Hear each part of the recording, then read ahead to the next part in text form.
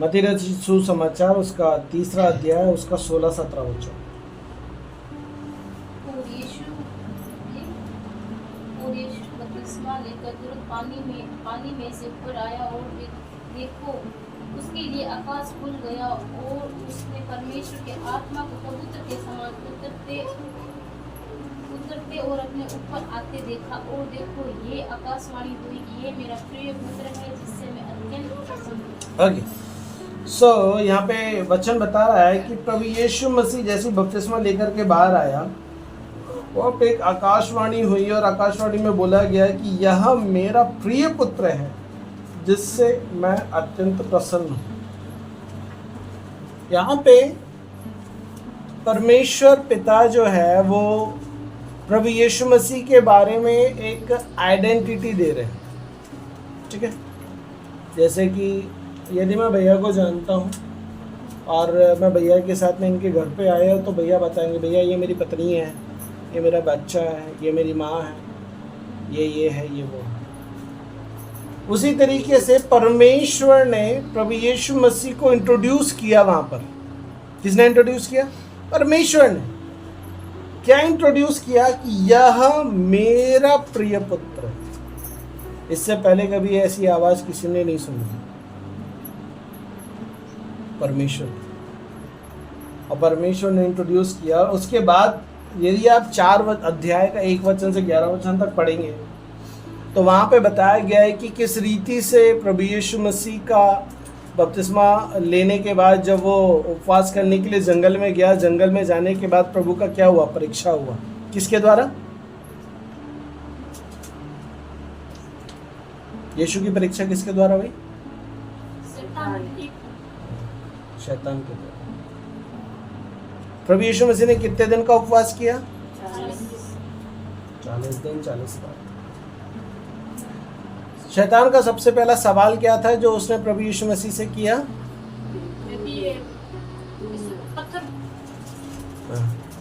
यदि ये तू मेरा कहना मान लो तो पूरा संसार पर तू राज करेगा। पहला पत्थर के लिए इसको रोटी बन जाएगी। रोटी बन। ये बात है। दूसरा क्या था? मेरे सामने दंड कर ये सारा ये नहीं। दूसरा ये था कि वो उसको कमरे में जाके ले खड़ा गिराया कर दिया था और बोला था कि तू गेट के देख हाँ, वो। ओके, और तीसरा? ओके, अब इस स्टोरी को ध्यान से समझो। ये स्टोरी शुरू होती है वहाँ से जहाँ से परमेश्वर के द्वारा आकाशवाणी हुई कि यह मेरा प्रिय पुत्र है। परमेश्वर ने प्रभु यीशु मसीह को एक टैग दिया लोगों के सामने कि ये मेरा प्रिय पुत्र है।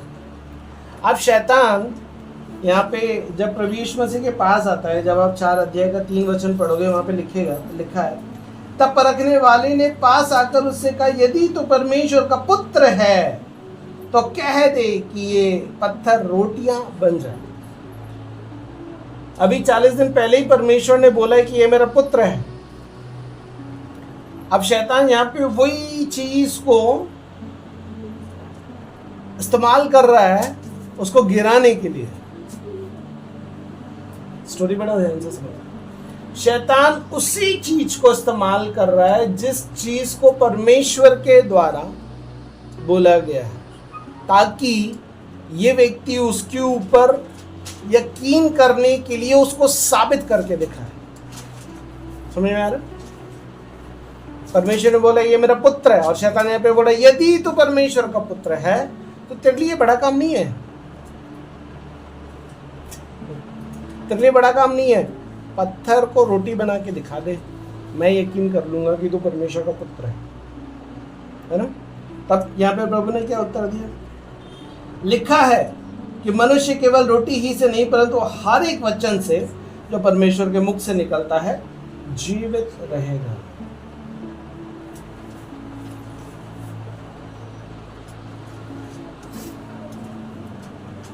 परमेश्वर का पुत्र है तू, साबित कर ये कर। कई बार हमारे को भी साबित करना पड़ता है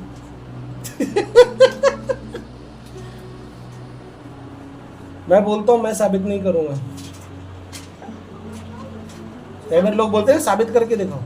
अब जैसे कि उदाहरण के तौर पर एक एग्जांपल देता हूँ।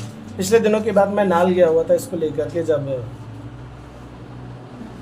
उसका बर्थडे था दिव्या का। जब मैं नाल लेकर के गया, अब हमारी मैडम की आदत आपको मालूम है शकायने की, खाना खाने को बड़ा टाइम लगा था। अब इनने क्या करी है, उस दिन पूरा खाना भर लिया है मुंह में, और मैं वहाँ पे बैठा हूँ, बेटा तू खाएगी नहीं ना तब तक तेरे को पानी नहीं दूंगा। अब वहाँ पे बहुत सारे लोग बैठे हैं जैसा आपके इधर हुआ मैं उसको पानी नहीं दे रहा हूँ, और वो खाना जो है अंदर खा नहीं रही है। अब वहाँ के लोग जो है ये सोच रहे कि यार ये कितना निर्दयी व्यक्ति है इतने में एक आदमी उधर से आवाज लगा था, भैया उसको पानी दे दो। मैंने ध्यान नहीं दिया। फिर बाद में जब वो खाना उनका खत्म हो गया, वो जा रहे थे, जाते जाते बोलते भैया पानी दे दो बच्चे को, ध्यान रखो उसका। मैं बोला भैया आपकी शादी होगी? हाँ। बोले भैया होगी। आपको बच्चे हैं? हाँ है। आपका कोई बच्चा ऐसा करता है? नहीं करता। ये बच्चा मेरा है। अब पता नहीं उसको समझा नहीं समझा। मेरे को पता है मेरे बच्चे को कैसे मुझे लीड करना है, उसके लिए मुझे गाइडेंस नहीं चाहिए, क्योंकि मुझे पता है मेरा बच्चा कैसा है। तब उस भैया को कुछ स्टोरी पता चली, कुछ हमारी बातें हुई, तब उसको पता चला। बाद में वो बंदा जाते जाते मेरे को सॉरी बोल के गया। मतलब भैया कोई बात नहीं, आपको मालूम नहीं। उसको लग रहा था मैं कितना बेकार बाप हूँ कि अपने बच्चे का ऐसा क्या बोलना चाहिए व्यवहार कर रहा हूँ। तो जब उस बंदे को रियलिटी पता चली, तब उसको एहसास हुआ यार वो बंदा अपनी जगह गलत नहीं है। अब उसका बच्चा ही ऐसा है तो उसके बच्चे के लिए तो उसको करना पड़ेगा ना। तब वो मेरे को क्या बोल के गया, सॉरी बोल के गया। मैं आपको जैसे ही बताना चाह रहा हूँ, मैंने अपने आप को वहाँ पे साबित करने की कोशिश नहीं करी कि मैं सही हूँ, मेरा बच्चा गलत है। आपको कहीं पे कुछ साबित करने की जरूरत नहीं है कि आप सही हो। अब जैसे कि उस व्यक्ति के मन में, वहां के लोगों के मन में मेरे प्रति एक अलग सोच बन गई कि यार ये कितना गंदा बाप है। मैं आपको साबित थोड़ी नहीं करूंगा मैं अच्छा बाप हूं कि गंदा बाप हूं। मेरे को आपको साबित थोड़ी नहीं करना। आप सोचो, ऐसी दुनिया में आपके साथ होता है और आप फिर उसको साबित करने में लग जाते हो। क्यों साबित करना है आपको? आपको मेडल लेना वहां से? यीशु ने वही किया। मैं क्यों साबित करूं कि मैं परमेश्वर का बच्चा हूं, इसको रोटी बना करके? क्यों मेरे को साबित करने की जरूरत है? नहीं, मुझे साबित नहीं करना है। परमेश्वर की आवाज आई थी, मैंने सुनी थी, औरों ने भी सुनी थी, और मेरे को यकीन है मैं परमेश्वर का पुत्र हूं। तो तेरे सवाल खड़ा करने से मैं उस पर यकीन नहीं करूंगा। सेम एज इट इज, संसार में आपको जीने की जरूरत है। समझ रहे? सेम एज इट इज, संसार में आपको जीने की जरूरत है। आपको साबित नहीं करना है कि मैं ये हूं। अब जैसे कि उदाहरण के तौर पे मेरा एक दोस्त जो दिल्ली में रहता है, उसके ऊपर एक लेडीज ने गलत इल्जाम लगा करके उसको जेल भेज दिया। तो बहुत समय बाद उसने मेरे को ये स्टोरी बताई। बोले यार मेरे ऊपर ऐसा ऐसा केस हो गया था। वो उस समय बरी हो चुका था उससे। तो उसने मेरे को बताया, बोले मेरे ऊपर ऐसा ऐसा केस हो गया था। तब मेरे जितने भी सर्कल के पासबान थे, दोस्त थे, वो सब मेरे से धीरे धीरे छट करके दूर होने लगे। क्यों? क्योंकि मेरे ऊपर एक इल्ज़ाम लग गया। किसी स्त्री ने मेरे ऊपर इल्ज़ाम लगा दिया कि इसने मेरे साथ गलत किया है। मैंने किसी को साबित नहीं किया, सब मेरे से दूर हो गए। मैंने किसी को साबित नहीं किया कि मैं सही हूँ, वो लड़की गलत है। लेकिन जब समय आया, मेरी सच्चाई अपने आप लोगों के सामने आ गई, और आज वो खुद मेरे पास आए ना कि मैं उनके पास अपने आप को साबित करने के लिए गया कि भाई मैं गलत नहीं हूँ। समझ में आ रहा? मैं आज बहुत सारी चीज़ें सिखाना चाहता हूँ, राइटिंग करके रखना। सबसे पहली बात, आपको दुनिया में किसी को कुछ साबित करने की ज़रूरत नहीं है। यदि आप अपने आप को एक बार साबित करोगे, आपको पूरी ज़िंदगी अपने आप को साबित करना पड़ेगा। इससे ज़्यादा अच्छा यह है कि आप अपनी लाइफ को परमेश्वर के भय में, सही जियो। यदि आप गलत हो तो गलत को एक्सेप्ट करो, और यदि कोई बोल रहा है तो उसको एक्सेप्ट करो, लेकिन अपने आप को साबित मत करो। समय आपको साबित कर देगा, समय अपने आप आपको क्या कर देगा, साबित कर देगा। पहली बात। दूसरी बात जो प्रभु यीशु मसीह के साथ हुआ, 4 अध्याय का 5 और 6वां वचन कहता है, तब इब्लिस उसे पवित्र नगर में ले गया और मंदिर के कंगूरे पे खड़ा किया और उससे कहा, यदि तू परमेश्वर का पुत्र है तो अपने आप को नीचे गिरा दे, क्योंकि लिखा है कि वह तेरे विषय में अपने स्वर्गदूतों को आज्ञा देगा कि वे तुझे हाथों हाथ उठा लेंगे, कहीं ऐसा ना हो कि तेरे पाँव में पत्थर से ठेस लगे। अब दूसरी बात फिर बोल रहा है, अपने आप को साबित कर कि तू परमेश्वर का पुत्र है। साबित कैसे करना है? मंदिर के कंगूरे पे ले आकर के उसको खड़ा कर दिया, बोले यहां से अपने आप को गिरा दे, क्योंकि तेरे विषय में लिखा है कि स्वर्गदूत तेरे को बचा लेंगे, है ना? तेरे विषय में लिखा है कि स्वर्गदूत तुझे क्या कर लेंगे, बचा लेंगे, तुझे गिरने नहीं देंगे, पत्थरों से ठेस नहीं लगेगी तेरे को। पहले उसने इसी ट्रिक को इस्तेमाल किया, लेकिन उसने वचन इस्तेमाल नहीं किया। शैतान के हथियारों को समझने की कोशिश करो। पहले इसने उसी चीज को इस्तेमाल किया जो उसको बोला गया, यीशु को बोला गया तू मेरा प्रिय पुत्र है, तो पहले शैतान ने उसी चीज के ऊपर वार किया, यदि तू प्रिय पुत्र है तो साबित कर। प्रभु ने बोला नहीं करूंगा। अब दूसरा हथियार उसने क्या इस्तेमाल किया, यदि तू परमेश्वर का पुत्र है तो तेरे लिए वचन भी लिखा है। अब इसी चीज को ला लिया, क्योंकि यीशु ने उसको वचन से ही साबित किया कि मेरे को साबित करने की जरूरत नहीं है। अब वो वचन को ही ला रहा है। कई बार लोग इसी तरीके से वचन को इस्तेमाल करते हैं कि तू ऐसा कर, परमेश्वर तेरे को पक्का बचा लेगा। अब जैसे उदाहरण के तौर पे भाई साहब की तबीयत जब पिछले दिनों खराब हुई तो मैंने भाई साहब को बोला हॉस्पिटल जाना जरूरी है। हमने प्रार्थना करी और जब मुझे लगा कि अभी हॉस्पिटल भाई साहब को जाना चाहिए तो मैंने उनको गाइडेंस दिया कि भाई साहब यदि हम हॉस्पिटल जाएंगे ज़्यादा अच्छा है। क्यों? क्योंकि तबीयत बिगड़ रही है, आसार अच्छे नहीं दिख रहे हैं और भविष्य के हिसाब से हॉस्पिटल चले जाना चाहिए।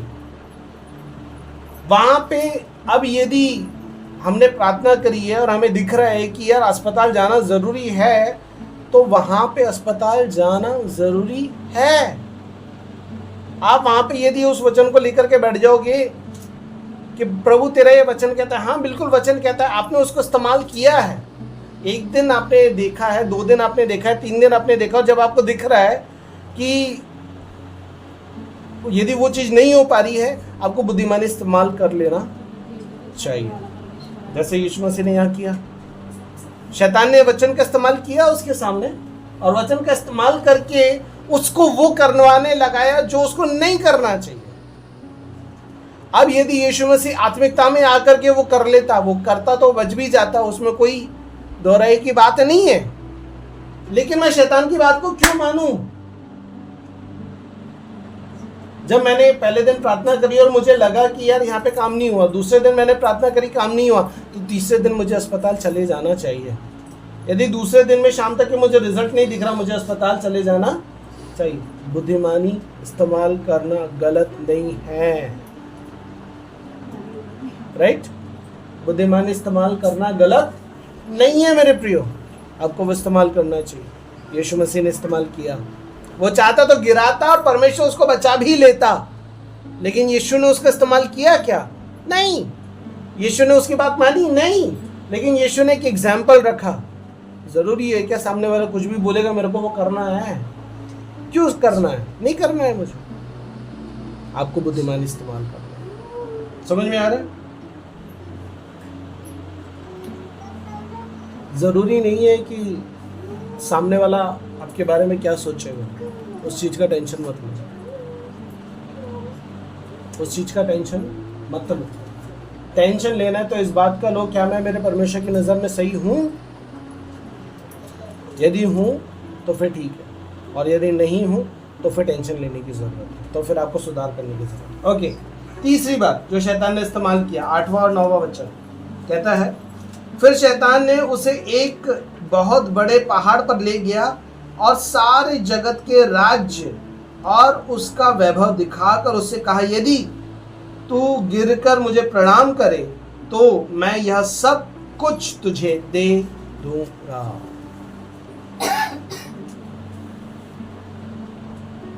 शैतान बोल रहा है, यदि तू मुझे गिरकर के प्रणाम करेगा तो मैं सब कुछ तुझे दे दूंगा। पहले शैतान ने दोनों बार उस ट्रिक का इस्तेमाल किया जो पिता ने उसको बोला था, तो मेरा प्रिय पुत्र है। पहली परीक्षा में भी उसका इस्तेमाल किया, दूसरी परीक्षा में भी इस्तेमाल किया, लेकिन दूसरी परीक्षा में उसके साथ वचन को और जोड़ दिया। आपके साथ भी कई बार ऐसा होगा, तो कृपया करके वो चीज़ें ना करें, इसका समझदारी से इस्तेमाल करें। तीसरी बात, वहां पे उसने उस वर्ड का इस्तेमाल नहीं किया, यदि तो परमेश्वर का पुत्र है। उसने दो में बराबर इस्तेमाल किया है, लेकिन उसने तीसरे में इस्तेमाल नहीं किया। सही बोल रहा हूं? लेकिन उसने तीसरे में इस्तेमाल नहीं किया। उसने क्या इस्तेमाल किया? वैभव, दुनिया की चीजें दिखाई और दिखा करके बोले, यदि तो मुझे प्रणाम करे तो ये सब मैं तुझे दे दूं। आज दुनिया भी आपको मेरे को ऐसी आंकती है ना, आपके पास क्या है? कल रात को हम दोनों पति पत्नी बैठ करके डिस्कस कर रहे थे।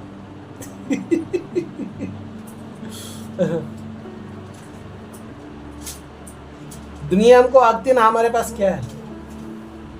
दुनिया देखती है ना हमारे पास क्या है। यदि आपके पास कुछ नहीं है तो आपकी कोई इज्जत नहीं है उनकी नजर में, राइट? क्योंकि दुनिया आपको इस चीज से नहीं आंकती कि आप कितने अच्छे हो।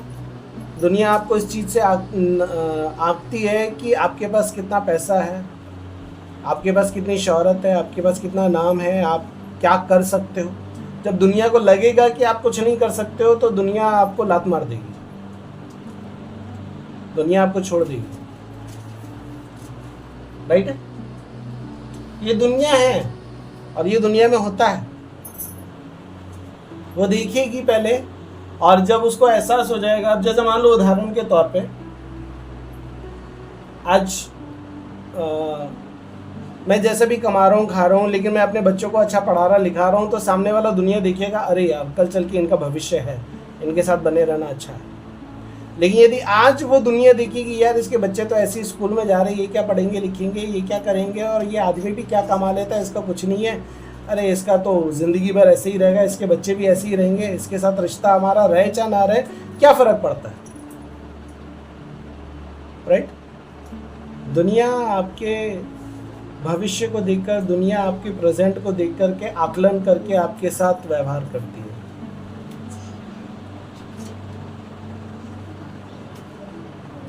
समझ में? ज़रूरी नहीं है कि दुनिया का सारा वैभव शैतान ही देता है, परमेश्वर भी देता है। ऐसी बात नहीं है परमेश्वर वैभव नहीं देता, परमेश्वर धन संपत्ति की आशीष नहीं देता, बिल्कुल देता है। बाइबल बताता है आपको कमाने की योग्यता देने वाला परमेश्वर है, तो वो आपको योग्यता देगा, आप कमा सकते हो। क्या दुनिया में मसीह लोग अमीर नहीं है? बिल्कुल है, बिल्कुल है। मैं जस्ट इस बात पे आना चाहता हूं कि दुनिया आपको यदि ऐसा देख रही है, उस वक्त आपका व्यवहार क्या है, उस वक्त आपका कैरेक्टर क्या है, उस वक्त आप क्या कर रहे हो।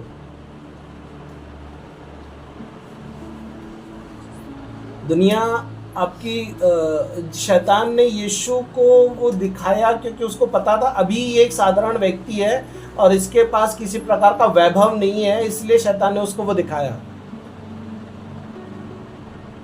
वो एक जोड़ी कपड़े में ही तो घूम रहा था यीशु उसके पास कोई पैसे की थैली नहीं थी, रोटी की थैली नहीं थी, कुछ नहीं था उसके पास, इसलिए शैतान ने उसको वैभव दिखाया और बोला यदि अब तू मेरे को दंडवत करेगा तो ये सब तेरे को दे दूंगा।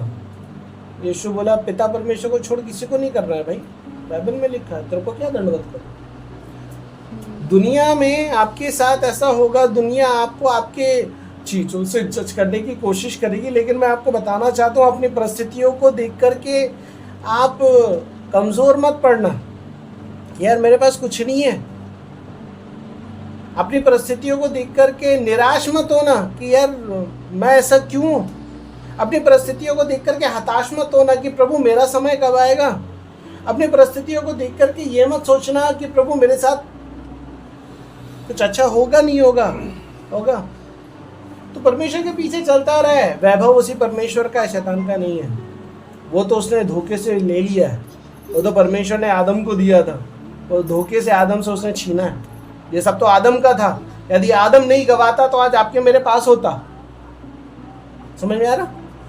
वो धोखे से उसने छीना है उससे। वो सब तो आपके पिता का है। यदि आप उसके पीछे वफादारी से चलोगे तो परमेश्वर आपको वो वैभव भी देगा, परमेश्वर आपको उन्नत भी करेगा, परमेश्वर आपको बढ़ाएगा, परमेश्वर आपको पूरी तरीके से काबिल करेगा।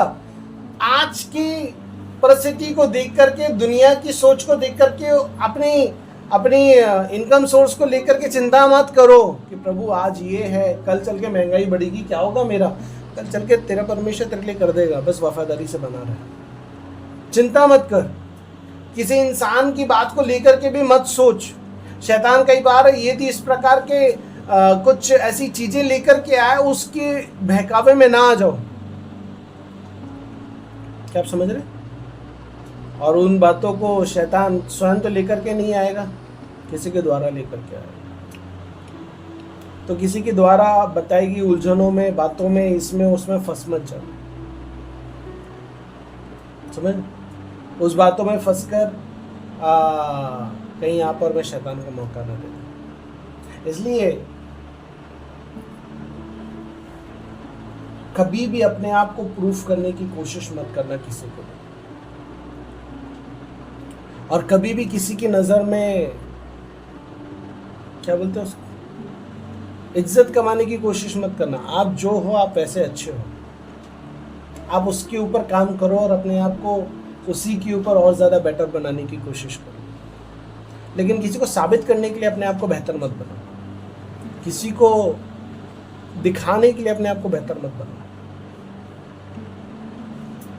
समझ में? आप अपने परमेश्वर के लिए बेहतर बनो। आप अपने परमेश्वर के लिए कुछ कामों को करो जो आपकी जिंदगी की उन्नति को देख करके उसको भी आनंद हो और आपको भी आनंद हो। और जब आप अपने परमेश्वर के लिए मेहनत करोगे उसको दिखाने के लिए, आपकी ज़िंदगी में उन्नति कहाँ से आएगी आपको भी पता नहीं चलेगी, लेकिन 100% आएगी, क्योंकि आपने परमेश्वर को बेहतर बनता हुआ दिखाने के लिए मेहनत करी है। और जब आप परमेश्वर को बेहतर बनता हुआ दिखाने की मेहनत करेंगे, परमेश्वर आपके लिए अपने आप रास्ते खोलता चला जाएगा। समझ में आ रहा? इसलिए कभी किसी बात को लेकर के मेहनत मत करो। मेहनत मत करो वो नहीं बोल रहा, मतलब किसी को साबित करने के लिए, नहीं तो बोलेंगे भैया ने मेहनत करने के लिए मना किया। किसी को साबित करने के लिए नहीं। बात तो ठीक है, सही बात तो पकड़ते नहीं, गलत बात पकड़ते। समझ में आ रहा है ना कहने का मीनिंग? इसलिए जैसे ये कहना चाहूँगा, शैतान ने जब कहा, यीशु ने कभी भी अपने आप को प्रूफ करने की कोशिश नहीं करी। आप भी अपने आप को प्रूफ करने की कोशिश न करें। लोग यदि आपकी जैसी भी स्थिति हो, उस स्थिति में यदि आप उसको निगलेक्ट कर रहे हैं तो उस निगलेक्टपन को ले लो।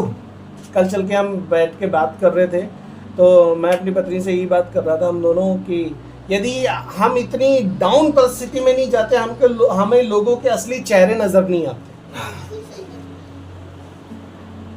आपकी परिस्थितियां लोगों के असली चेहरे रिवील कर देती है, बोलो ना, कि दिखावा करने वाला कौन है, एक्चुअली आपका मानने वाला समझ में? इसलिए किसी को प्रसन्न करने के लिए कुछ मत करना सिखाओ। ये लाइफ के कुछ छोटी छोटी सी चीज़ें हैं जो आप लोग समझते हैं, लेकिन कई बार हम समझ करके भी नहीं समझते हैं और गलतियां करते रहते हैं। इसलिए वचनों से सिखा रहा हूँ, इसको समझो, बहुत ही ज़्यादा ज़रूरी है। दूसरा, मैंने पिछले सप्ताह भी वचन में सिखाया था, आज भी दोबारा बोलूँगा, कभी भी अपने आप में सुपरमैन मत बनो कि मुझे सब कुछ आता है। कभी भी अपने आप में सुपरमैन, सुपरवुमैन हम वो ना बने कि आपको मुझको सब कुछ आता है। हमको सब कुछ नहीं आता। आप और मैं पूरी दुनिया का नॉलेज रखने वाले लोग नहीं हैं, पूरी दुनिया का सब कुछ करने वाले लोग नहीं है। हमको कुछ आता है हम वो करते हैं, जो हमको नहीं आता उसके लिए हम मना कर देते हैं कि भैया ये मेरे को नहीं आता है, बहन ये मेरे को नहीं आता है, भाई ये मेरे को नहीं आता है। समझ में आ रहा है? इसलिए कभी भी सुपरमैन मत बने लोगों की नज़र में अपने आप को बढ़ाने के लिए। यदि आप वो बनोगे आप गड्ढे में जाओगे, आपको दिक्कत हो जाएगी। क्यों? क्योंकि आपने साबित करने की कोशिश किया कि सामने वाला जो आपके विषय में सोच रहा है आप वैसे हो। आप नहीं हो, आपने साबित करने की कोशिश करी, आप साबित करने की कोशिश की है, आज कर दोगे, कल का क्या? कल चल के कुछ गलती हो जाएगी तो आप गिर जाओगे उसकी नज़र से। इससे अच्छा है अपने आप को कभी साबित मत करो। सामने वाले की नज़र में आपकी जो सोच है उस सोच को साबित करना नहीं है। यदि आप हो तो बहुत अच्छी बात है, और यदि नहीं हो उस सोच को साबित करने में मत लग जाओ। दुनिया आज ऐसी ही है, उस सोच को साबित करने में लग जाती है कि हाँ आप ऐसा सोच रहे हो, मैं वैसा हूं। क्या आप समझ रहे? और जब आप इस तरीके की जिंदगी जिएंगे आपका जीना बड़ा आसान हो जाएगा, परमेश्वर के रास्तों पे चलना बड़ा आसान हो जाएगा। फिर आपको एक भारीपन नहीं लगेगा कि यार ये मैं कैसे करूं। कई बार भारीपन इसलिए आता है कि हम अपने आप को साबित करने में लग जाते हैं। कई बार हम अपने आप को वो करने में लग जाते हैं जो एक्चुअली में हम नहीं है। सही है? इसीलिए आप वो करो जो आप हो। यदि आप अच्छे हो तो अच्छे बनो, यदि आप नहीं हो तो उसके लिए प्रार्थना करो कि प्रभु मुझे बनने में मदद करो। समझ में आ रहा? अब जैसे कि मान लो उदाहरण के तौर पे मेरे अंदर कोई कमी है, मान लो, है ना, तो उस कमी को लिए मुझे क्या करना चाहिए? परमेश्वर के पास जाना चाहिए, प्रार्थना करना चाहिए। अब जैसे मान लो उदाहरण के तौर पे मुझे झूठ बोलने की आदत है। क्या करने की आदत? झूठ बोलने की आदत। अब यदि मुझे झूठ बोलने की आदत है तो क्या मुझे देख करके मेरे परिवार के लोगों को झूठ बोलने की आदत नहीं लगेगी क्या? मुझे यदि मेरी पत्नी देखेगी यार ये तो पास्टर है, ये तो झूठ बोलता है, मेरे को भी बोल सकती हूँ, मैं भी बोल सकती हूँ। मेरा बच्चा देखेगा तो बोलेगा यार पापा तो सिखाते ये झूठ बोलते, तो मैं भी। समझ में? आप खुद वो काम नहीं करना है जो आप चाहते हो कि आपका परिवार वो काम नहीं करना है। और यदि आप उस काम को करने लग गए जो आप नहीं चाहते आपके परिवार को करना है, तो फिर आप उनको कैसे बोलोगे आप इस काम को मत करो? सही है? समझ में आ रहा? अब जैसे उदाहरण के तौर पर, चलो धन्यवाद प्रभु, अभी पिछले दिनों की बात है, हम चश्मा लेने के लिए मार्केट गए, नेहा का स्पेक्स बना रहा था। तो हमारी शकायना को वहाँ पे एक चश्मा पसंद आ गया। मैंने मना किया, मैं नहीं लूँगा। तो इसने क्या किया, इसने लेकर के जेब में भर लिया और ये बाहर आ गई लेकर के। और इसने फिर कुछ इसके सिम्टम्स देखकर मेरे को समझ में आ गया कुछ तो गड़बड़ है। चश्मा उसकी जेब में था, तो वो चश्मा निकाल के दिखाई, वो चश्मा। अब हम लोग दुकान से बाहर आ गए। अब मैं चाहता तो उस दुकानदार को पता नहीं है कि चश्मा वो लेकर के आ गई है, और मैं चाहता तो मैं वहाँ से निकल सकता था, मेरे बच्चे को पसंद है, ठीक है, और मैं निकल भी जाता। लेकिन एक खुदा का खादिम होने के नाते कोई मुझे नहीं देख रहा, लेकिन खुदा तो देख रहा ना। तो मैंने शकायना को एक ही बात बोला, बेटा ये हमारी शिक्षा नहीं है, ये हमारी आदत नहीं है, हम ये नहीं कर सकते। मेरे को देख कौन रहा? उस दुकानदार को नहीं पता, आप लोगों को खबर नहीं लगेगी। मैं तो कर सकता था ना, मैंने किया नहीं। मैंने मेरे बच्चे को वो चीज़ करने दिया नहीं। मैंने अपने वाइफ को बोला एक काम कर, इसको लेके जा, इसको पसंद आ रहा है तो उसको पैसे दे दे और इसको खरीद के ला ले, लेकिन ऐसे लेकर के नहीं जाऊँगा। क्यों? मेरा परमेश्वर देख रहा है ना। क्या आप समझ रहे हैं क्या सिखाना चाह रहा हूँ? आप जो करोगे वो आपका परिवार देख रहा है, और कल चल के वो भी करेगा। इसलिए जरूरी है कि जो चीज आप नहीं चाहते कि आपके परिवार में हो, सबसे पहले उस चीज से आपको, उस कार्य से, उन बातों से, उस जीवन से आपको बाहर आना पड़ेगा। जब आप आओगे वो भी आएंगे। समझ में आ? यदि मैं आपको सिखा रहा हूं भैया प्रार्थना करो, मुझे करना है। यदि मैं आपको सिखा रहा हूं बाइबल पढ़ना है, मुझे करना है। समझ में आ? वो जरूरी है। और लेकिन यदि आप अपने बच्चे को बोल रहे हो, आप यदि अपने पति को बोल रहे हो, आप अपने बच्चे को बोल रहे हो, पहले बहुत इंपॉर्टेंट है, बहुत ज्यादा इंपॉर्टेंट है। क्योंकि कल चल के यदि उसने पलट कर आपको जवाब दे दिया तो आप क्या बोलोगे? मम्मी आप ही तो नहीं करते, मेरे को बोलते हो। मम्मी आप ही तो नहीं पढ़ते, मेरे को बोलते हो। बाइबल सही है। इसलिए जरूरी है, यदि मैं अपने परिवार को किसी ट्रैक में लेकर के जाना चाहता हूं, सबसे पहले उस ट्रैक में मुझे खुद को उतारना है, उस ट्रैक में मुझे खुद चलना है। मेरा परिवार मुझे उस ट्रैक पे चलते हुए देखना है। तब आप बोलोगे तो उसका इफेक्ट भी होगा, क्योंकि आप जी रहे हो, क्योंकि आप जी रहे हो। अन्यथा उसका इफेक्ट नहीं होगा, उसका असर नहीं दिखेगा। समझ में आ रहा? समझ में आ रहा? इसलिए जरूरी है कि सबसे पहले मुझे वो चीज करनी है।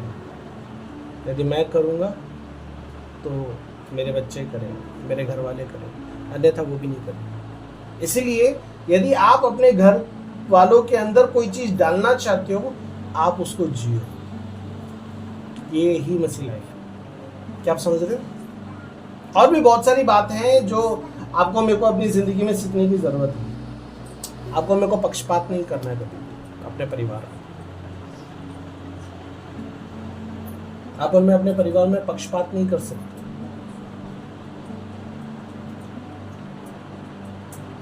यदि आप और मैं पक्षपात करेंगे, बाइबल बोलती है आप जो बोओगे आप वही काटोगे। इसलिए कभी पक्षपात नहीं करना। लड़के के लिए अलग, लड़की के लिए अलग नहीं, या फिर किसी और के लिए अलग, किसी और के लिए अलग नहीं। आप पक्षपात नहीं कर सकते। अपने परिवार में आपको सबके साथ एक जैसा रहना है, सबके साथ। अब्राहम ने पक्षपात किया, उसकी वजह से आप देखोगे और भी जो लोग हैं उन्होंने भी पक्षपात किया। अब्राहम ने पक्षपात किया। आप इसहाक को देखोगे, उसके बेटे ने भी पक्षपात किया अपने बच्चों में। उसके बाद आप देखोगे याकूब के जीवन में भी वो पक्षपात आया। आपसे वो चीज ट्रांसफर होती है आपके परिवार में। पक्षपात से तो जो एक नेगेटिव रिजल्ट आएगा वो तो एक आएगा, लेकिन जो पक्षपात का जीवन आप जी रहे हो वही आपके परिवार में भी ट्रांसफर होता है, आपके बच्चों में भी ट्रांसफर होता है, आपके जुड़े हुए लोगों के जीवन में भी वो क्या होता है, ट्रांसफर होता है। इसलिए पक्षपात मत करो, पक्षपात का जीवन मत जियो। एक गवाही का जीवन जियो। यदि आप पक्षपात करोगे, जैसे कि मैंने बताया, अब्राहम ने जब किया, सारा ने जब किया, सारा ने कहाँ पक्षपात किया? उसका बेटा, क्या नाम था उसके बेटे का? सारा के बेटे का नाम इस्माइल था। सारा के बेटे का नाम हाँ, इसहाक और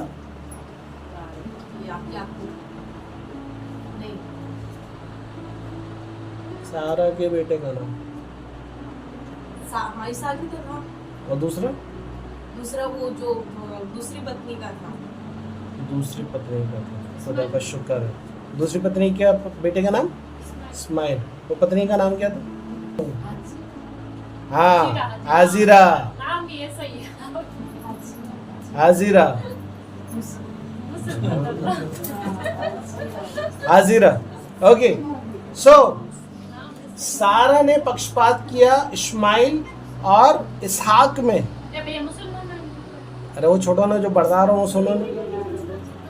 सारा ने क्या किया? पक्षपात किया इस्माइल और इसहाक में।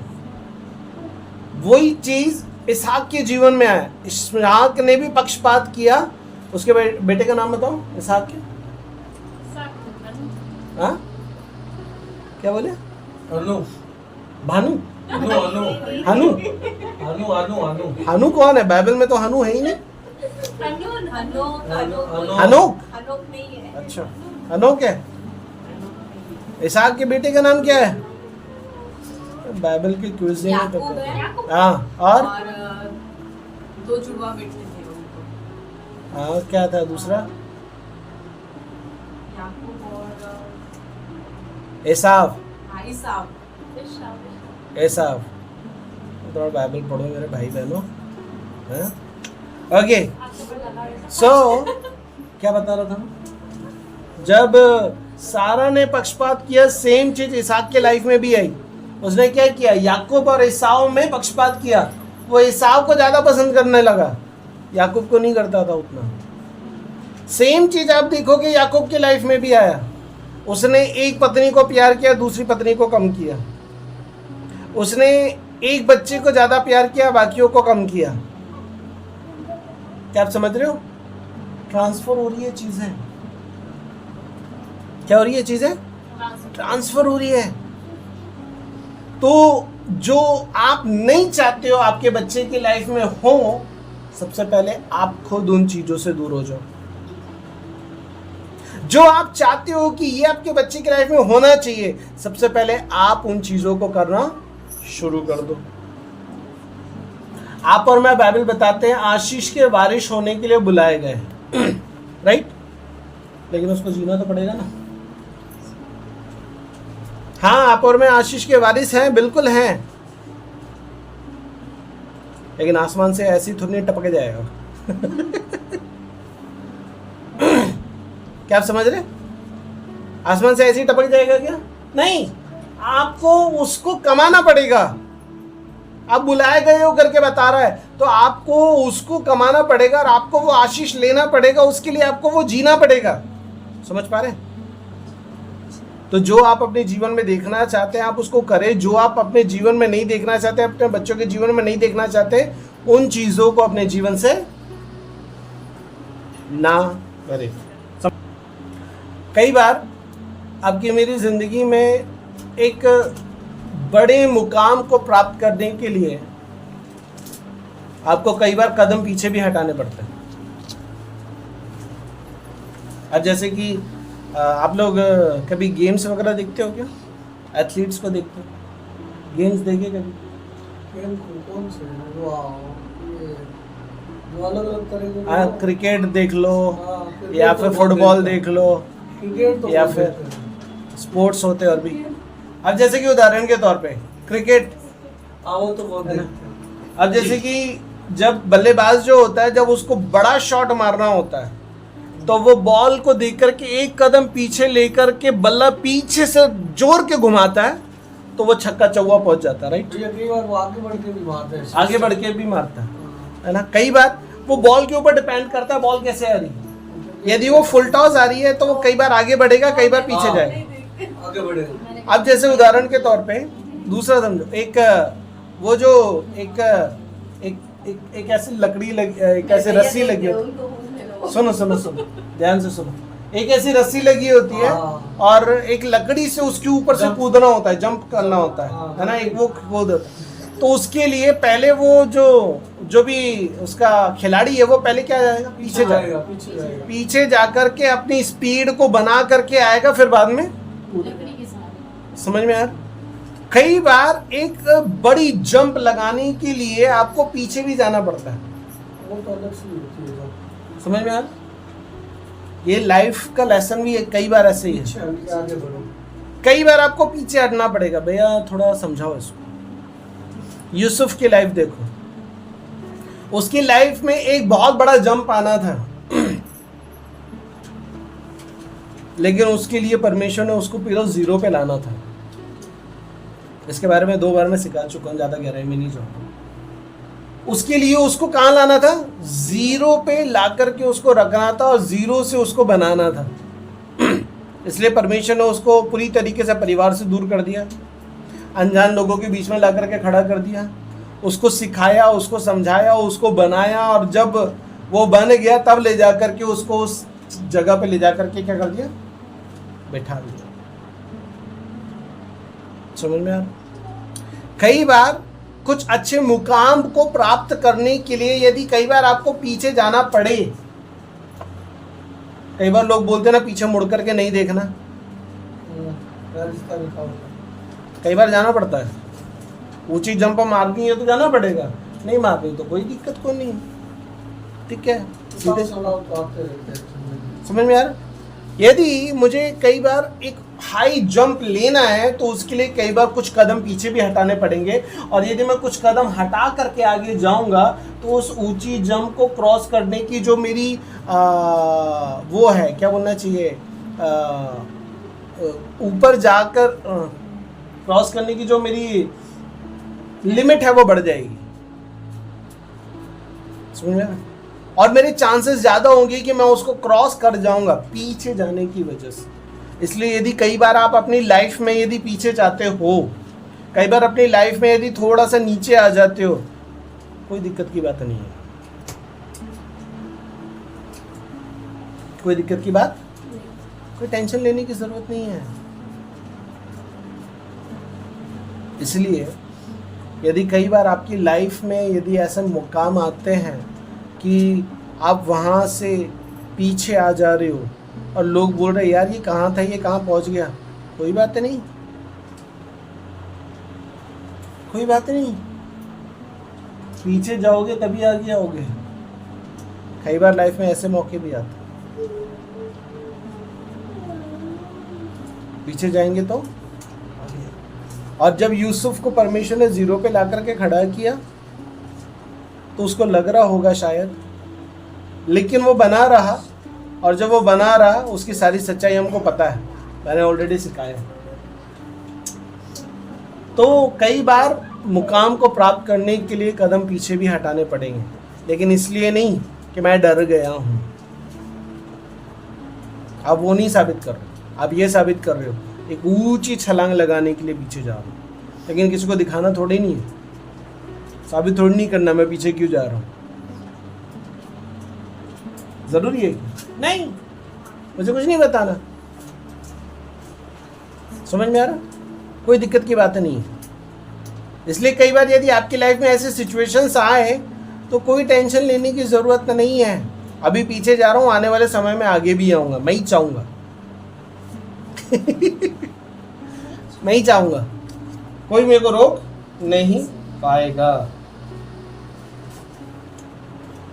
जब यूसुफ को उसके भाइयों ने पकड़वा दिया, तो जब यूसुफ वो अधिकारी बना उसके बाद में उसके भाइयों की क्या विचारशाली थी मालूम है? निकालो एक बार उत्पत्ति 50 अध्याय निकालो।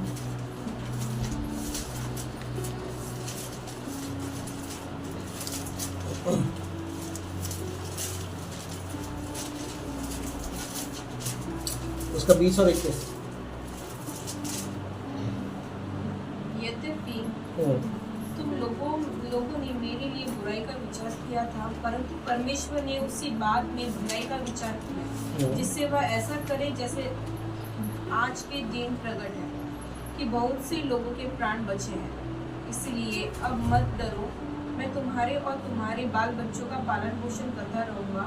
इस प्रकार उससे उनको समझा बुझाकर शांति दी। ओके, सो क्या वचन बता रहा है यहाँ पे? यूसुफ जो है वो कह रहा है तुमने मेरे विरुद्ध बुराई का विचार किया था, परंतु परमेश्वर ने भलाई का विचार किया। उसके भाइयों ने उसको उठा करके गड्ढे में डाल दिया। ये बहुत ही सीखने वाली बात है कि कई बार आपकी जिंदगी में भलाई होने के लिए कुछ बुरा होना भी जरूरी होता है। भैया मेरे जीवन में तो ना हो तो अच्छा है।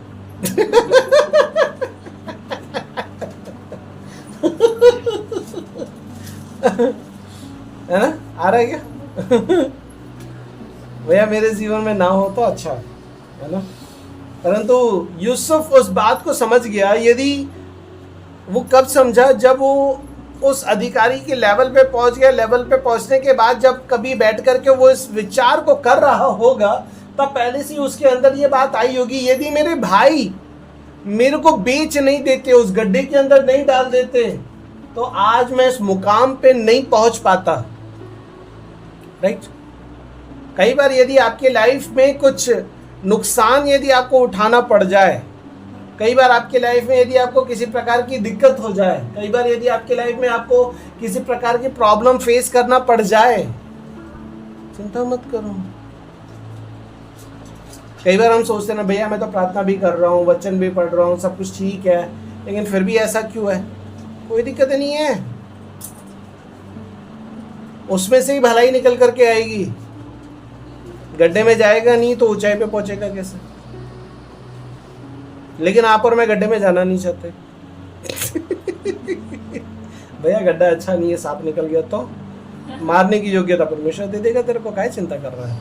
इसलिए बोलता है सांप और बिच्छू को तेरे पैरों से रौंद दूंगा, उसके ऊपर अधिकार दिया उसने तुमको, ठीक है? लेकिन इसका मतलब ये नहीं है हम सांप बिच्छू उठा करके ऐसे घूमते रहे। आगे सो मैं क्या बताना चाह रहा हूँ, आपकी जिंदगी में यदि शैतान, यदि कुछ लोगों का इस्तेमाल करके यदि वो आपको गिराने की कोशिश करे, और यदि कई बार आप अच्छे होते हुए भी यदि कुछ आपकी ज़िंदगी में निगेटिव हो जाए, तो आपको घबराने की, डरने की ज़रूरत नहीं है। वो आपकी ज़िंदगी की भलाई के लिए। बाइबल बताती है कि जो परमेश्वर से प्रेम करते हैं उनके लिए सारी बातें मिलकर भलाई को पैदा करती है। यूसुफ परमेश्वर से प्रेम करता था, इसलिए जब वो गड्ढे में गया, वो गड्ढा भी उसके लिए भलाई को लेकर के आया। यूसुफ परमेश्वर को प्रेम करता था, जब वो गुलाम बन करके गया, वो भी उसके लिए भलाई को पैदा किया। यूसुफ को जब उस पोतीफर की पत्नी ने इल्ज़ाम लगा दिया, तो भी वो चीज़ भी उसके लिए भलाई को पैदा करी। वो जब जेल के अंदर चले गया, वो भी उसके लिए भलाई को ही पैदा करी है, भले ही उसको उस वक्त समझ में नहीं आया होगा। और जब आपकी जिंदगी में कुछ ऐसा हो रहा होता है, तो आपको चिंता करने की जरूरत नहीं है, प्रभु मेरी जिंदगी में ऐसा क्यों होता है? मैंने कौन सा गुनाह किया? मैंने कौन सा पाप किया? मैंने कौन सा अपराध किया? अरे तूने कुछ नहीं किया, तेरी जिंदगी को और बेहतर बनाने के लिए हो रहा है। तेरी जिंदगी को और बेहतर बनाने के लिए हो रहा है। यदि हो रहा है उसको होने दो, लेकिन सबसे पहले जांच लो, हाँ जिंदगी सही होनी चाहिए परमेश्वर के वचन के मुताबिक, नहीं तो किसी भी बात को लेकर के बोलते रहेंगे। समझ में आ रहा है? बाइबल बता रही है, यूसुफ कह रहा है कि तुमने तो मेरे लिए बुराई का विचार किया था, लेकिन मेरे परमेश्वर ने तुम्हारे बुराई के विचार में से ही मेरे लिए भलाई को निकाल दिया। यदि आप परमेश्वर के पीछे सही रीति से जी रहे हैं, परमेश्वर के मुताबिक आपका जीवन है, और यदि परमेश्वर के मुताबिक आपका जीवन है, उसके बावजूद यदि आपकी जिंदगी में किसी प्रकार की दिक्कतें आप फेस कर रहे हो, चिंता मत करो। इस वचन के अनुसार आपके लिए परमेश्वर उसी में से भलाई को निकाल करके लेकर के आएगा, और वहीं से वो आपको दुनिया के सामने खड़ा करके साबित कर देगा आप ठीक हो। करेक्ट है? सही है?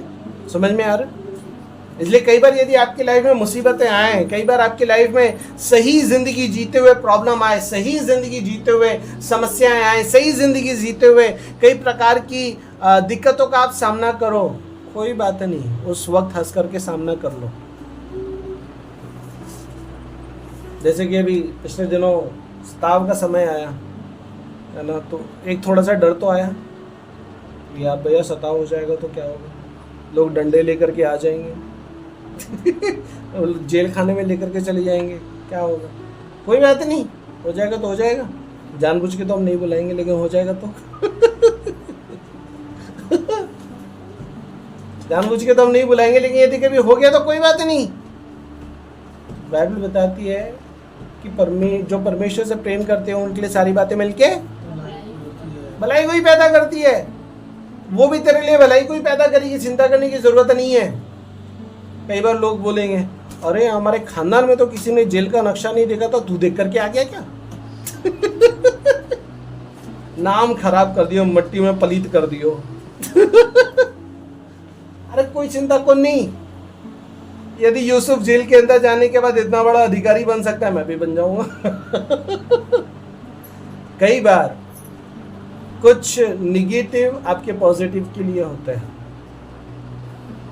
नेगेटिव और पॉजिटिव मिलकर ही बिजली को पैदा करते हैं, मालूम?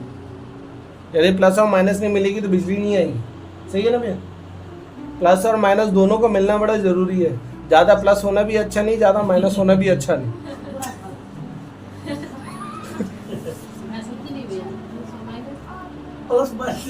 प्लस माइनस मतलब इसमें जो वो दो जगह पे आप होल्डर लगाते हो ना, तो वो जो एक गड्ढा है ना वो प्लस का है माइनस और एक गड्ढा जो है माइनस का है, तब जाकर के बिजली चलती है। यदि जो इलेक्ट्रिशियन है वो दोनों को प्लस कर देगा तो बिजली नहीं चलेगी, और दोनों को माइनस कर देगा तो भी बिजली नहीं चलेगी। इसलिए उसको एक को प्लस और एक को माइनस रखना पड़ता है, तब जाकर के बिजली चलती है। भैया फिर वो तीसरा पिन का है, वो अर्थिंग का है। उसका ना तो प्लस है, उसका ना तो माइनस है। वो अलग ही है, इसलिए वो नहीं होना है। यदि वो होगा तो करंट तेरे को लग जाएगा, करंट लगेगा तो सीधा स्वर्ग से उतर जाएगा। समझ में आ रहा? यूसुफ यदि गड्ढे में नहीं जाता तो वो अधिकारी नहीं बन पाता। इसीलिए कई बार यदि आपकी ज़िंदगी में आप किसी प्रकार का परमेश्वर के पीछे चलते हुए नुकसान भी उठाते हो तो उससे आपका नुकसान नहीं है मेरे प्रिय। आज नहीं तो कल वो आपके लिए भलाई को ही पैदा करेगा। आज नहीं तो कल उसके द्वारा आप देख पाओगे कि यदि वो नहीं होता तो आज ये नहीं होता। इसलिए यूसुफ ने एक समय पे बैठ कर के इसको विचार किया, इसलिए तो इसने अपने भाइयों को ये बात बोला, तुमने तो बुराई का विचार किया था, लेकिन उसी बुराई में से मेरे परमेश्वर ने मेरे लिए भलाई को निकाला। परमेश्वर बुराइयों में से भलाइयों को निकालना जानता है, लेकिन आप वैसे जीना है, वो आपके ऊपर डिपेंड करता है। समझ में आया ना? वो परमेश्वर के ऊपर डिपेंड नहीं करता।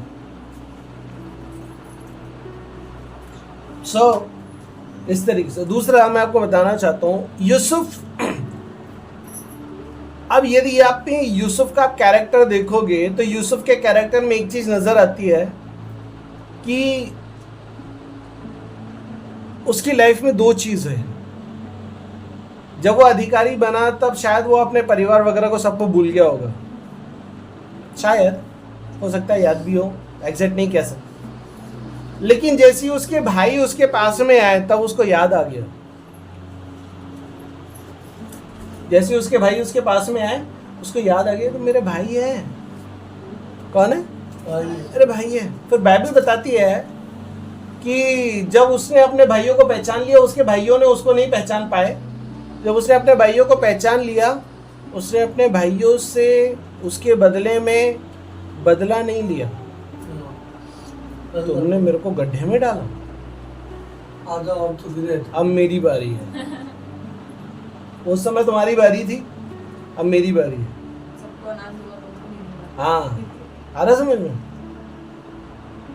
वो एक क्या बोलते हैं उसको,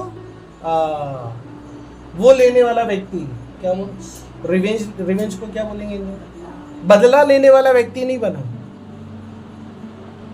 एक मसीह व्यक्ति बदला लेने वाला व्यक्ति नहीं बनता। ये यूसुफ की लाइफ से हम देख करके सीख सकते। उसको जब ये बात समझ में आ गई कि तुम्हारी बुराई ने मेरे लिए भलाई को पैदा किया, मेरे परमेश्वर ने इतना किया, तुमने तो बुराई का विचार किया था, लेकिन उसी बुराई में से मेरे परमेश्वर ने मेरे लिए भलाई का विचार किया, तो उसके बदले में मेरे को रिवेंज क्यों लेना है, मेरे को बदला क्यों लेना है मेरे भाइयों से? क्योंकि मेरे परमेश्वर ने तो उसी में से भलाई को निकाला है ना। यदि वो नहीं होता तो आज मैं यहाँ पे भी नहीं होता।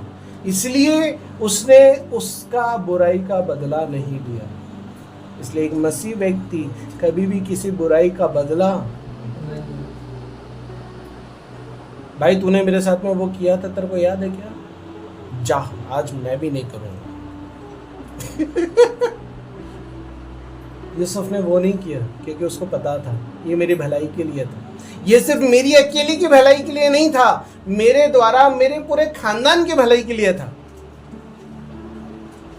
याकूब के लिए, उसके 11 भाइयों के लिए, और भी जो उसके लोग थे उन सबकी भलाई के लिए था। और बाइबल बताती है यूसुफ की वजह से उसका पूरा परिवार वहां पे जाकर के बस गया और वो बड़ा आराम से अपनी जिंदगी को वहां पे जी पाया। किसकी वजह से?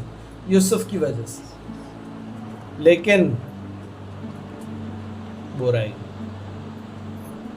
उसमें से भलाई निकली। इसलिए कभी भी मेरे प्रियो एक मसीह व्यक्ति किसी इंसान की बुराई को याद रख करके उसकी बुराई का बदला नहीं लेता। समझ में आ रहा? आप और मैं बदला लेने वाले लोग नहीं, किसी की बुराइयों को याद रख करके रिवेंज नहीं ले सकते आप। एक मसीह व्यक्ति का एक कैरेक्टर नहीं है। वो क्षमा कर देता है, माफ कर देता है और माफ करके एक नई जिंदगी शुरू करता है। समझ में आ रहा? इसलिए एक ये कैरेक्टर भी एक मसीह व्यक्ति के अंदर होना जरूरी है, बदले की भावना वाला नहीं। और कभी देखो बहुत सारी चीजें मैं आपको सिखा रहा हूँ, पता नहीं अपनी खोपड़ी में आप रख पाओगे नहीं रख पाओगे लेकिन जो चीजें मैं आपको सिखा रहा हूँ ये आपकी जिंदगी से जुड़ी हुई चीजें हैं। क्योंकि कई बार हम बहुत बड़ी बड़ी बातों के ऊपर तो विचार करते हैं, बड़ी बड़ी बातों के लिए तो जीने की कोशिश करते हैं, लेकिन ये तो छोटी मोटी चीजें हैं। इन बातों पे ना तो हम विचार करते, ना तो इसको समझते, ना तो इसको जीते, ना तो इसको हम लेकर के चलने की कोशिश करते हैं। इसलिए जो हमारी ज़िंदगी से जुड़ी हुई बातें उसको समझाने की कोशिश कर रहा हूँ कि वो आपकी लाइफ में कितनी इंपॉर्टेंट है। समझ में आ रहा है? इसलिए जो बातें बता रहा हूँ पॉइंट को नोट करके रखो और उसको जीना शुरू करो। समझ में आ रहा है? तो एक मसीह व्यक्ति बदले की भावना में जीने वाला व्यक्ति नहीं होता है। ओके, एक बार इसी का 45 का 5 पढ़ना, उत्पत्ति का।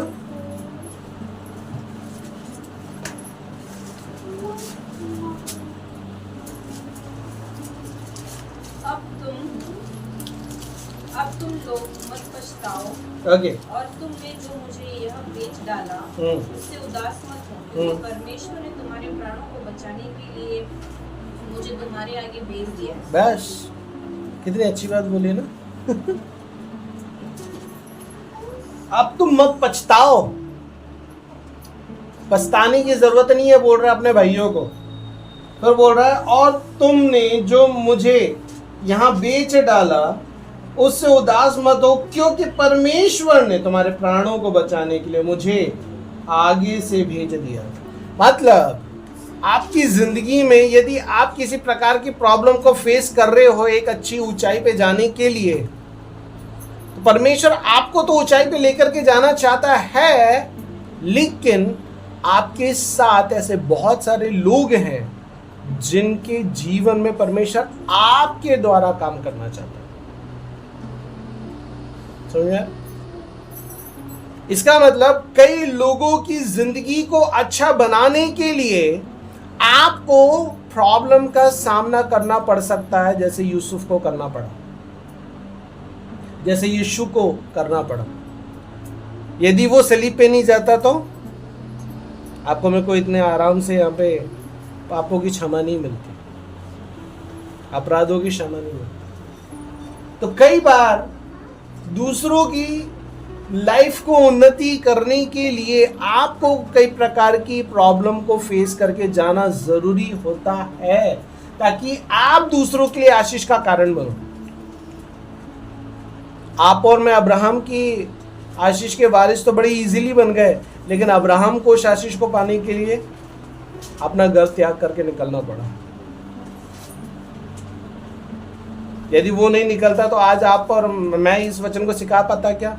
आप अब्राहम के वारिस होने के लिए बुलाए गए, आशीष के वारिस होने के लिए बुलाए गए? नहीं, आप वो वचन कभी अपने लिए इस्तेमाल नहीं कर पाते। परमेश्वर ने कहा ना, तेरे द्वारा जगत के कुल राज्य आशीष पाएंगे। 12 अध्याय में कहा है ना।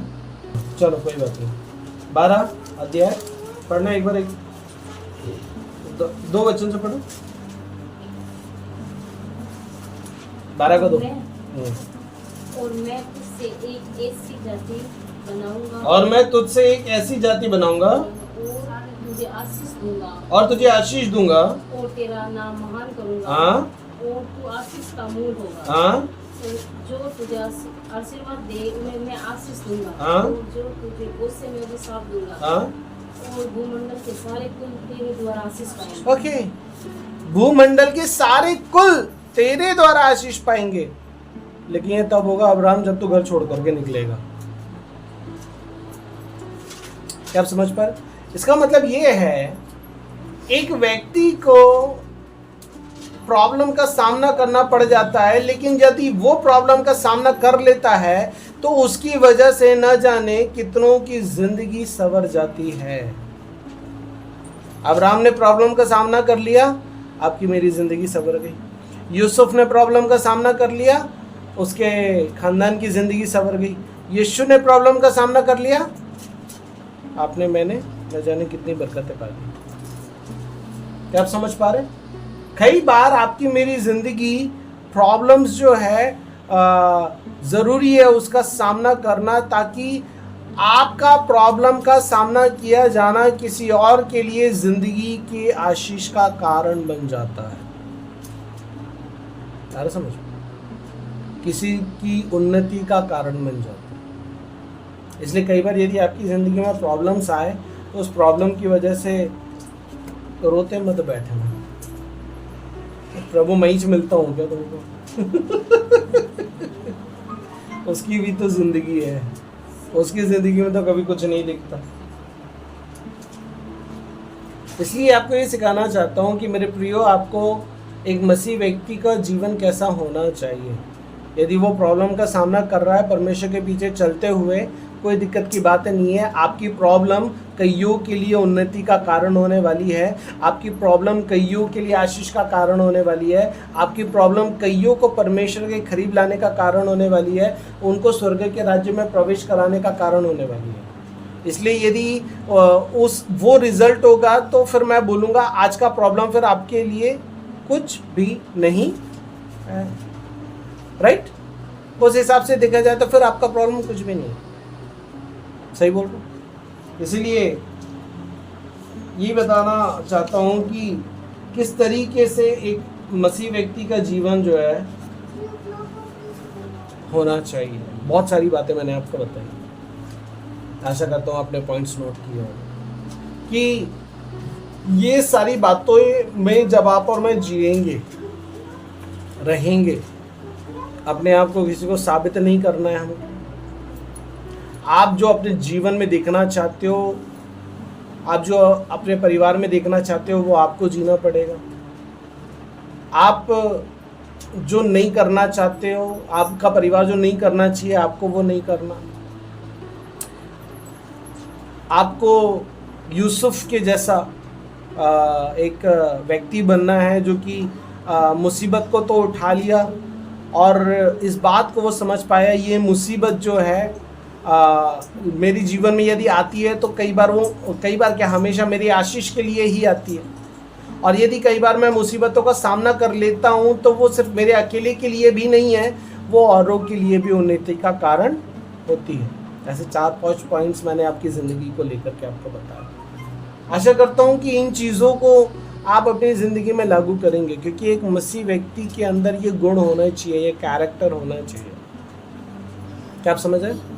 और जब आप एक मसीह व्यक्ति इस गुण में, इस कैरेक्टर में जिएगा, वो और ज़्यादा निखरेगा, वो और ज़्यादा संवरेगा, वो और ज़्यादा एक भला व्यक्ति बन पाएगा, वो और ज़्यादा एक भक्तिपूर्ण व्यक्ति बन पाएगा जो परमेश्वर को भाता है।